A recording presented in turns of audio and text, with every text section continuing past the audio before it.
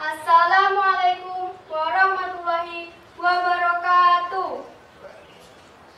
Perkenalkan, nama saya Sylvia Puspita Putri. Pada kesempatan kali ini, saya ingin membawakan sebuah cerita yang berjudul Legenda Gunung Tugel. Pada zaman dahulu, hiduplah seseorang yang bernama Kiai Singoprono. Kiai Singoprono merupakan putra dari Kiai Ageng Wongsoprono II yang tinggal di daerah Desa Maklen yang sekarang dikenal dengan Desa Walen. Beliau juga merupakan putra dari Raden Djoko Dadur Syekh Belabelu, putra Raja Majapahit Brawijaya V. Kiai Singoprono merupakan anak tunggal. Beliau mempunyai seorang istri yang bernama Tasibulan. Pekerjaan Kiai Singoprono adalah bercocok tanam, berjualan nasi, dan berjualan dawet di pinggir jalan di sekitar rumahnya. Kiai Singoprono merupakan sosok orang yang berbudi luhur, baik hati, dan sakti mandraguna. Kebaikan Kiai Singoprono terlihat apabila ada seseorang yang meminta bantuan kepadanya. Pasti Kiai Singoprono akan membantunya. Begitu juga dengan hasil cocok tanamnya yang melimpah ruah. Banyak orang yang meminta kepada Kiai Singoprono hasil cocok tanam tersebut. Dan Kiai Singoprono memberinya tanpa mengharap imbalan sedikitpun. Demikianlah kebaikan Kiai Singoprono yang tersebar luas sampai ke seluruh desa. Namun, masih saja ada yang tidak suka dengan kebaikan hati Kiai Singoprono. Orang yang tidak suka dengan kebaikan Kiai Singoprono bernama Kiai Rogorunting. Kiai Rogorunting merasa iri dengan apa yang dimiliki oleh Kiai Singoprono. Hingga pada suatu ketika, Kiai Rogorunting ingin memperlihatkan semua kesaktiannya kepada Kiai Singoprono. Hei Kiai Singoprono, kemarilah dan lihatlah semua kehebatanmu ini.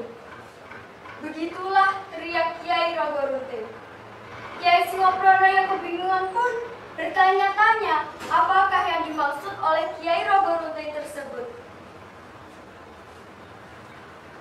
Apa yang ingin kau tunjukkan kepada aku, wahai Kiai Rogorunting? Begitulah tanya Kiai Singoprono. Hingga pada akhirnya Kiai Singoprono melihat semua kejadian tersebut. Yang dilakukan Kiai Rogorunting adalah mengaitkan benang dari pegunungan Rogorunting ke arah selatan. Dan setelah itu, di atas benang tersebut diletakkanlah sebutir telur. Dan setelah itu digelindingkannya. Namun ajaibnya, telur tersebut tidak terjatuh.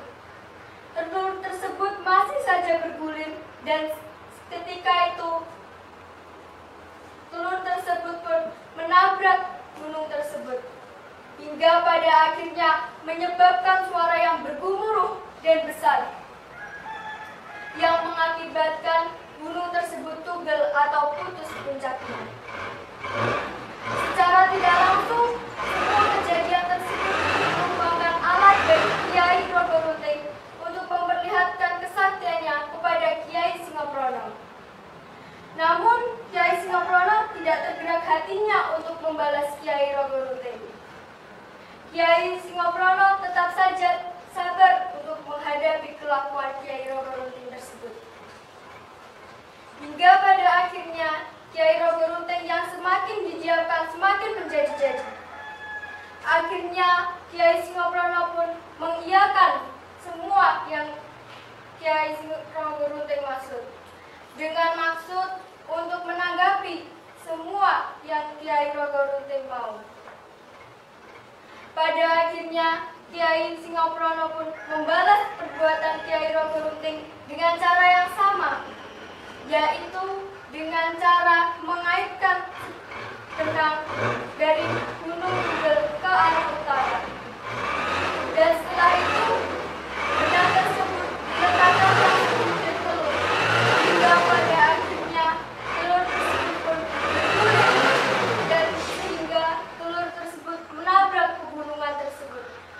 Namun ajaibnya dan sangat aneh, gunung tersebut tidak terjadi apa-apa pada gunung tersebut. Namun malah tubuh Kiai Rogoruntinglah yang tercabik-cabik. Hingga pada akhirnya jenazah Kiai Rogorunting dimakamkan di perbatasan Kecamatan Simo dan Kecamatan Klego, yang sekarang dikenal dengan nama Pegunungan Rogorunting. Kesimpulan yang dapat diambil dari cerita tersebut adalah kesombongan, iri, dengki pasti akan merusak diri kita sendiri. Sedangkan ketulusan dan kesabaran akan membuat ketenangan pada diri kita sendiri.